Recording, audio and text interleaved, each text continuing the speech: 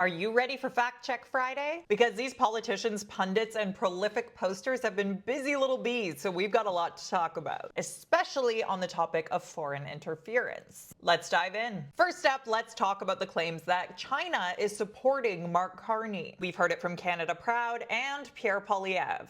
Now we find that the government in Beijing is actively interfering to campaign on behalf of Mr. Carney. I note that the government in Beijing was attacking his leadership rival, Chrystia Freeland, during the leadership race. And now they're pushing out propaganda to support his campaign again. There was even a claim from a pro-Beijing group, quoted in the Globe and Mail, that they had an in-depth meeting with Carney. But is any of this accurate? The verdict is false. The bulk of this claim was born on Monday, after the Security, Intelligence, and Threats to Elections, or SITE, task force informed Canadians they had discovered an online campaign taking place on WeChat. The platform's most popular news account was apparently targeting Chinese Canadians with stories about Mark Carney. Now, here's the first issue. While Canada Proud and the Conservative leader claimed that this effort was supporting Carney, the task force was clear that the posts were actually positive and negative. The Toronto Star reviewed some of the WeChat posts, and they saw that some talked about Carney's resume as a successful banker and economist, but others called him a, quote, parachuted prime minister, a, quote, black sheep, and a, quote, political temp. There were also posts, the Star reported, that highlighted the Liberals' past week polling numbers and Carney's struggles in French. So we don't know the purpose of those posts. But on the face of it, no, China wasn't supporting Carney with this operation. As for the claims from this pro-Beijing group that they had a meeting with Mark Carney, which was reported by the Globe and Mail in this article and prompted this reaction from Mark Carney. I'm sorry, but you can't believe everything you read in the Globe and Mail. This one took a little bit more digging, but it's also false. These are the pictures from what the pro-Beijing organization, the JCCC, called an in-depth meeting. But I want you to note a few things here. The black velvet curtains, the black floor, the flags in the photos, and in this image, the unique wooden flooring. I dug around using image search tools, and I found lots of photos of other people with Mark Carney in front of those same velvet curtains, the same black flooring and flags. And these pictures were taken at one of Mark Carney's leadership campaign fundraisers in Brampton in February. Oh, and the two women I showed you in pictures with Mark Carney, here they are taking a picture at the same event wearing the same outfits. And that unique wooden flooring you see beneath them, the one you can also see in the corner of this freeze frame of a video a woman took at the same event, it's the same flooring as the pro-Beijing JCCC guys are standing on here, where they claim they had an in-depth meeting with Carney. Yeah.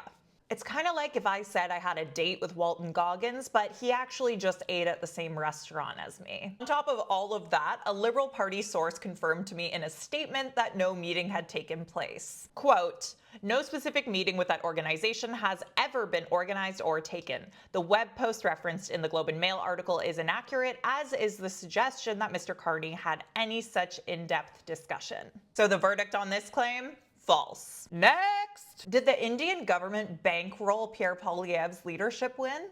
This is misleading. In late March, the Globe and Mail reported a source from Canada's spy agency, CSIS, had told them agents of India and their proxies allegedly meddled in the Conservative leadership race in 2022. But the story describes this as, quote, part of a larger effort to cozy up to politicians of all parties. The source told the Globe that Indian agents were involved in raising money and organizing in the South Asian community for Poilievre during the leadership race. But the spy agency's assessment didn't show that this was done in a sweeping and highly organized way. And Poilievre won that leadership on the first ballot with 68% of the vote, which is a pretty decisive win.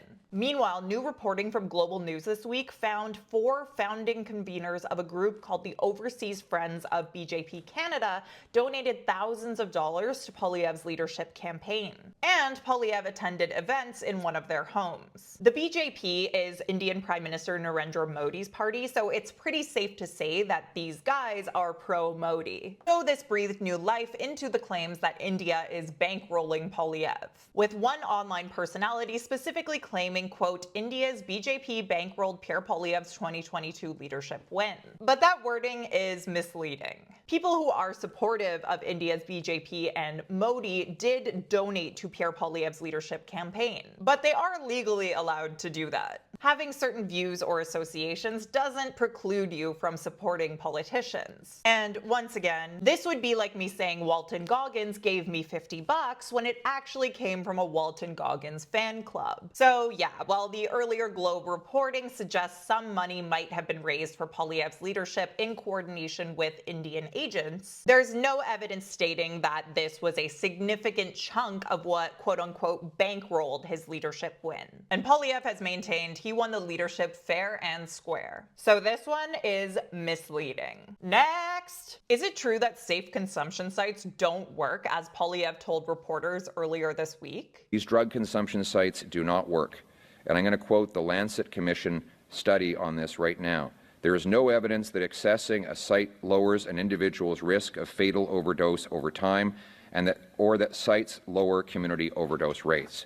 The verdict on this one is false. Overwhelmingly, the evidence says these sites do work, if your goal is to keep people alive. Basically, safe consumption sites give people who are struggling with addiction a safe, clean space to consume substances they obtained on their own in the presence of trained staff. That way they can use clean tools for that consumption and have places to safely dispose of those tools, like needles, and have staff on site to prevent overdoses. Research has shown they reduce the death rate for people who use substances. They also reduce ambulance calls, reduce HIV infections, and increase the number of folks who access substance abuse treatment. Some studies have also found no increase in crime rates in neighborhoods that have safe consumption sites. And while there is some competing evidence, that study that Pierre Poilievre cited has actually been criticized for misrepresenting evidence. So the verdict on the claim that safe consumption sites don't work, it's false. That's your Fact Check Friday. Head over to nationalobserver.com to read my colleague Emily Barron-Kadloff's detailed article that helped inform this video.